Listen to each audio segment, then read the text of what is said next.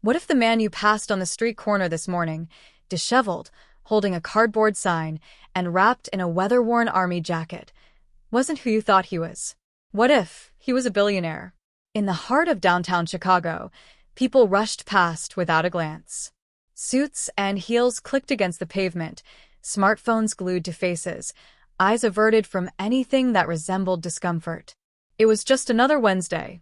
But standing quietly near the intersection of Fifth and Roosevelt, there he was, a man they would later learn wasn't begging for change. He was searching for something deeper. His name? Richard Calhoun, a 62-year-old tech tycoon, CEO of one of America's fastest-growing AI companies. Net worth? $6.3 billion. And for the last 48 hours, he had been sleeping under bridges, eating from trash bins, and sitting silently with a hand-scribbled sign that read, "No family. No food. Anything helps. God bless you." But why? That's the question that would bring the entire city, and eventually the nation, to a standstill. This wasn't a publicity stunt. There were no camera crews, no reporters. Just a billionaire who had vanished from the public eye 2 weeks earlier, reappearing in the most unthinkable disguise. The man the world knew as a Wall Street genius, a keynote speaker at Harvard, and a board member for UNICEF, was now sitting on a curb, invisible to the very society he helped build. Passers-by had no idea they were brushing shoulders with one of America's wealthiest citizens. Some scoffed. Some muttered, "Get a job." A few dropped coins. One man, Jason Whitmore, a 30-year-old delivery driver, offered him half of his turkey sandwich and a bottle of Gatorade. He didn't know he was about to change his entire life with that one act of kindness. In the coming days, the truth would come out, but not before Richard's journey revealed something haunting, something raw, and something far more valuable than money could ever buy. Because this wasn't about wealth. This was about humanity, about seeing people, really seeing them, when the world teaches you to look away. And what Richard experienced during his undercover transformation would leave even the toughest skeptics in tears. But before we tell you what happened next, you need to know one thing. He was watching, listening, taking notes, not just on how he was treated, but on how we treat those who have nothing. This story isn't just about a billionaire in disguise. It's about you. It's about us. And it's about the one lesson we all seem to forget until it's too late. Are you ready to see the world through his eyes? Because once you do, you'll never see a homeless man the same way again. Richard Calhoun hadn't always been like this.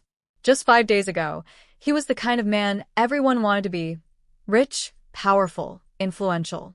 His company, Technomind, was revolutionizing the world of artificial intelligence. CEOs across industries came to him for advice, and his name was synonymous with innovation and success. He lived in a penthouse overlooking Central Park, had a collection of rare wines from around the world, and wore suits that cost more than most people made in a year. His life, by all accounts, was the American dream. But it wasn't always easy. In his early 20s, Richard had struggled just to make ends meet. He'd grown up in a working-class neighborhood on the outskirts of Boston, raised by a single mother who worked long hours in a diner just to keep the lights on. Despite their hardships, she always taught him one thing: never forget where you come from. He often reminded himself of that lesson, even after becoming a millionaire. But with success, the distance between him and his humble roots grew, too. Over the years, Richard became immersed in the world of high finance, venture capitalism, and endless meetings. He spent more time with the elite than with the people who reminded him of who he used to be. It was only after a conversation with a close friend that things began to shift. What do you want your legacy to be? That question, spoken by his best friend and fellow billionaire, Samantha Marks, hit him like a lightning bolt. Samantha was no stranger to wealth, but her life was about giving back. She had donated millions to charity, launched scholarships, and started programs to help homeless shelters and refugees. Yet, even she seemed to be troubled by the direction the world was headed. Legacy? I guess. Making a mark in tech, changing the world, Richard had replied dismissively, adjusting his tie as he scanned through the latest market reports on his phone. No. I mean real legacy, Samantha had insisted. What have you done to change people's lives? The kind of change that matters, that comes from the heart, not just from the bottom line. Richard brushed it off, but deep down, the question gnawed at him. The more he thought about it, the more uneasy he became. Had all his money and success truly made the world a better place? Sure, he had sponsored countless initiatives and donated to causes, but it never felt personal. It was just another check written from a bank account. That night, something strange happened. Richard couldn't sleep. He wandered out to his balcony, staring down at the glowing city lights. For the first time in years, he felt alone. But not just lonely. He felt disconnected from the world, from himself, and from his purpose. It was then that he made the decision that would change everything. He needed to disappear. Not just for a day, but for a while. He needed to strip away the wealth, the privilege, the safety net he'd built around himself. He needed to experience what it was like to live in the shoes of those who had nothing. To understand, on a visceral level, the struggles of people who lived without the certainty he took for granted. So, Richard did what most billionaires would never dream of doing. He left it all behind. He contacted his security team, told them he was taking a break, and then made himself invisible. He disappeared without a trace, walking away from his high-rise penthouse and taking nothing with him but a small bag of clothes. But that wasn't all. He disguised himself. Using a worn-out military jacket, old jeans, and a scruffy beard, Richard completely transformed his appearance. He even bought a battered cardboard sign from a street vendor and practiced writing on it with a marker. Anything helps. God bless you. It wasn't just an experiment. It was an act of self-discovery, a journey to understand the world, not as a powerful billionaire, but as someone who was invisible. His first stop? Downtown Chicago. He chose the city because it was where he felt most detached, most distant from ordinary people. The fast-paced streets filled with commuters were a stark contrast to the peaceful solitude he'd always known. But what happened next, as he sat on the sidewalk just a few feet away from busy office buildings, took him by surprise. At first, no one noticed him. For hours, he sat in silence, barely a soul stopping to spare him a second glance. It was as if he didn't even exist. It wasn't the lack of money that shocked him. It was the lack of humanity. The way people walked by, their faces cold, eyes averted, as though the homeless were invisible ghosts haunting the street corners. Richard couldn't help but feel the sting of rejection. For the first time, he was just a man and nobody. A man without a suit, a briefcase, or a title. And it hurt. But then something changed. A small boy, no older than 8, approached him shyly, holding a crumpled dollar bill in his hand. "I don't have much," the boy said, "but I want to give this to you. I hope it helps." Richard looked at the child in awe, tears welling up in his eyes. The boy had nothing, yet he had offered everything. It was in that moment that Richard realized something he had never understood before, the true value of compassion. The boy didn't see Richard as a billionaire or a beggar. He saw him as a person. And for the first time, Richard felt human. But this was only the beginning.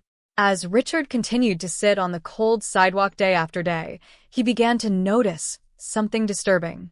The longer he was out there, the more invisible he felt. It wasn't just the physical discomfort or the hunger, it was the emotional weight of being seen as less than human. The society that once celebrated his every move now ignored his presence, as though he didn't matter. But then one evening, something unexpected happened. A woman, in her late 40s, wearing a business suit and holding a Starbucks cup, approached him. At first, Richard thought she was just another person passing by, one who might give him a few dollars or perhaps a few words of sympathy. But this woman did something no one else had done. She stopped. She looked at him. Really looked at him. Her eyes weren't full of pity, nor were they cold with indifference.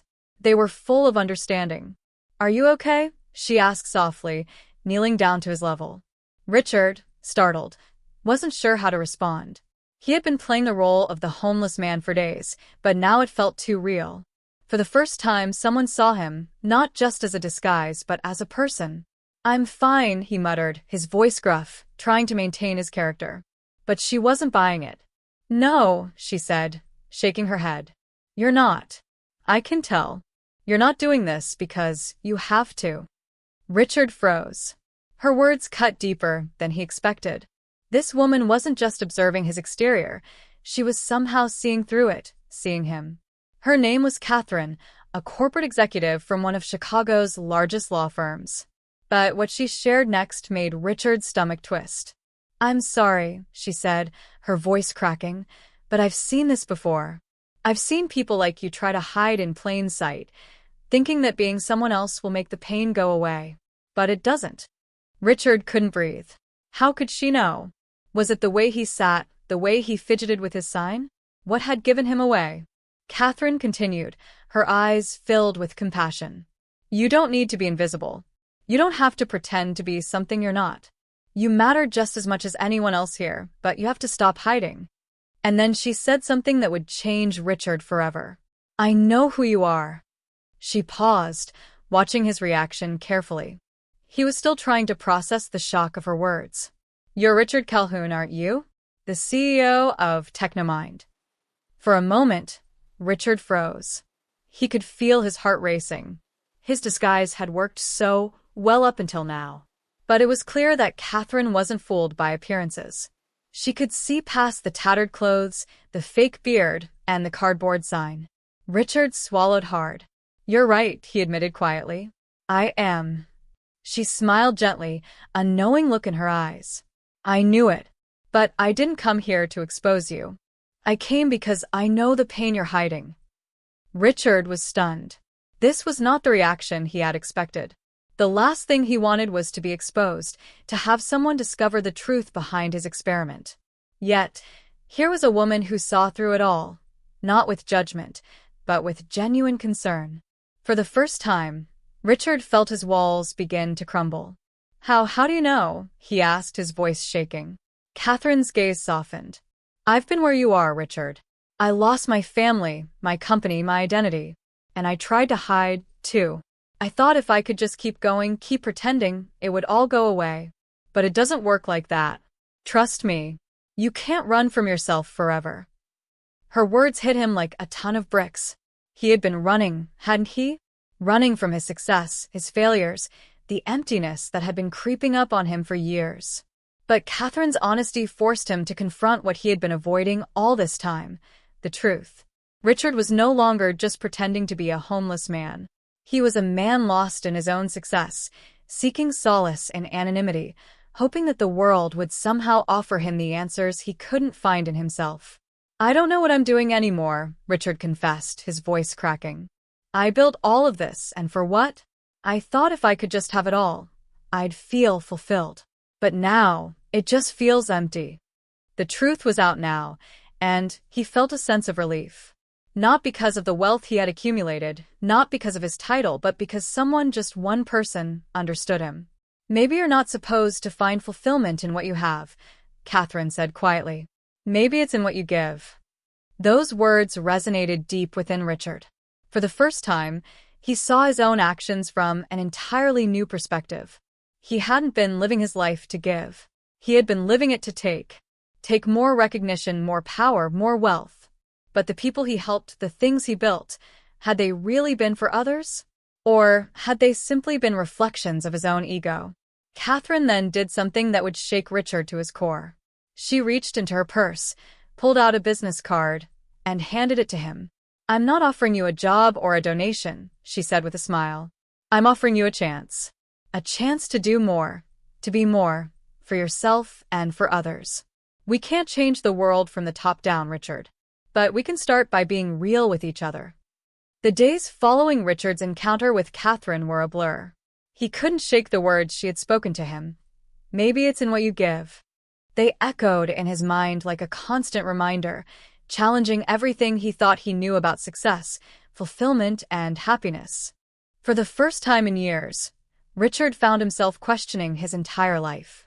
He had spent decades building an empire, but now he wondered, was it worth it? Was any of it truly meaningful? Or had he been blinded by his own ambition? But as these thoughts swirled in his mind, something else was happening in the world around him. Richard's experiment, His disguise as a homeless man had attracted attention. Media outlets had begun to pick up on the story. People had started speculating about the man on the street, the homeless CEO, as some called him. They didn't know his name, but they knew something was off. The speculation was wild. Some believed he was a protester, others thought it was an elaborate marketing stunt. But no one had any idea that the truth was far more complex. Then, just days after Catherine's visit, things took a dramatic turn. A group of Richard's closest colleagues from Technomind arrived at the street corner where he'd been sitting. They had tracked him down, led by his loyal assistant, David, who had grown increasingly worried about his sudden disappearance. The team had been unable to reach Richard for days, and they were growing concerned that something had gone terribly wrong. "Richard," David called out, rushing over to him. "What the hell are you doing here?" Richard slowly looked up, his heart pounding in his chest. He hadn't planned for this. He hadn't expected anyone to find him. Not this way, at least. But now, as he saw David's face filled with confusion and concern, Richard realized just how far he had fallen from the man he used to be. I needed to be here," Richard replied, his voice soft but firm. There was a new sense of clarity in his words, but also an underlying fear. David shook his head. "You've lost your mind. The board is freaking out. The media is speculating. Do you have any idea how much damage this could cause? We're talking about the entire company's reputation." Richard's eyes locked with David's, and for a moment, he saw the anger, the frustration, but also the fear in his assistant's eyes. They weren't just worried about the company. They were worried about him. But Richard didn't know how to explain the deeper struggle that had led him here, the existential crisis that had prompted him to walk away from everything he'd built. But he knew that now he had a choice to make. "I'm not doing this for attention, David," Richard said quietly. "I'm not trying to destroy the company. But I can't go back to the way things were." David's expression faltered for a moment.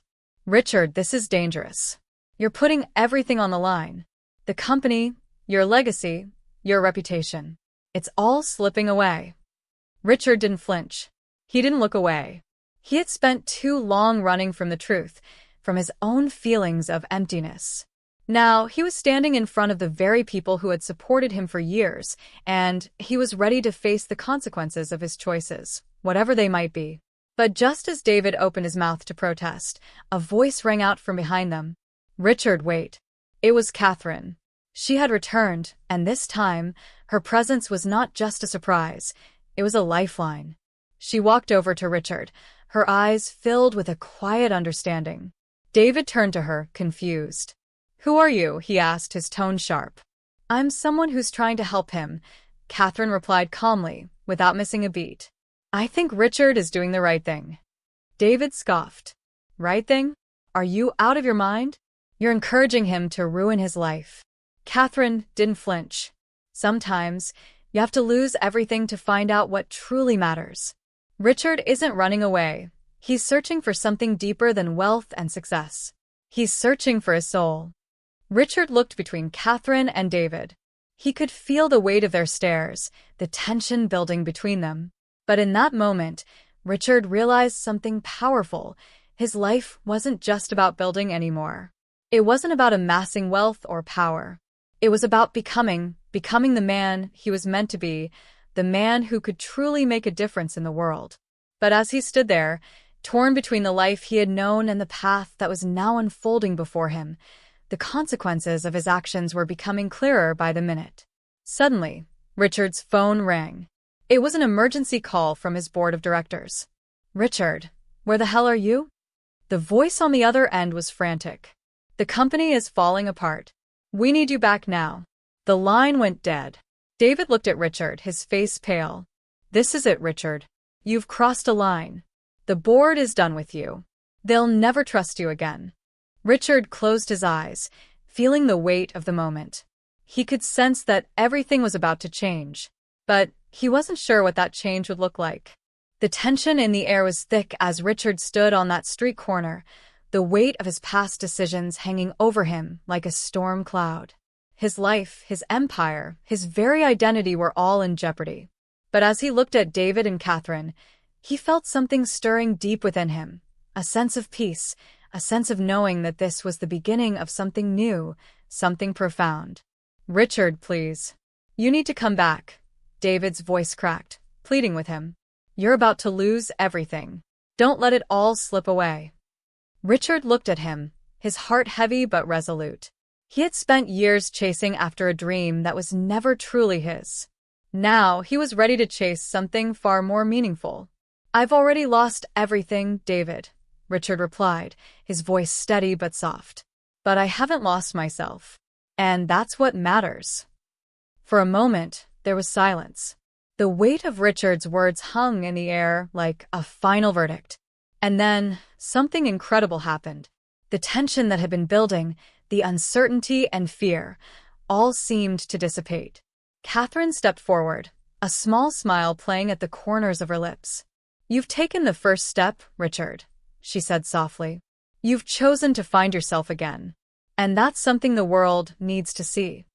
David, still shocked, looked between the two of them. He didn't understand it, couldn't fully grasp it, but there was a shift in Richard's eyes, a spark of clarity that wasn't there before.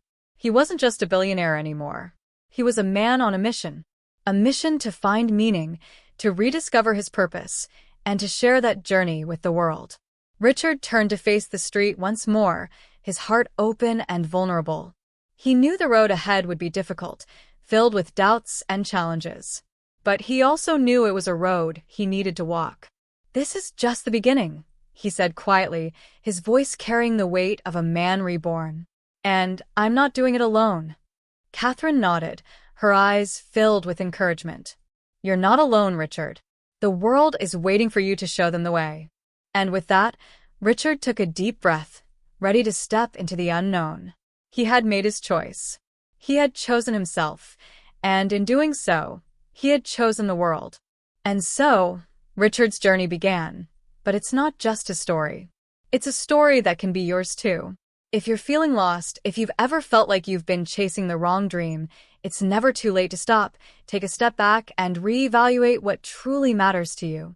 Like Richard, you too can find your purpose, the one that's been waiting for you all along. Now it's your turn. Do you think Richard made the right choice? Do you believe we can truly find ourselves in the midst of chaos? Let us know your thoughts in the comments below. And if you've ever experienced a moment where everything changed, we want to hear your story. Don't forget to like, share, and subscribe for more inspiring stories like this one. Remember, the journey to finding yourself starts with a single step. Take that step today.